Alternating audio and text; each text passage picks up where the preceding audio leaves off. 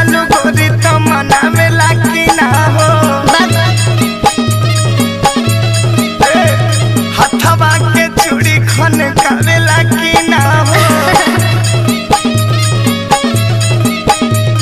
बोलो काहे ला जात हो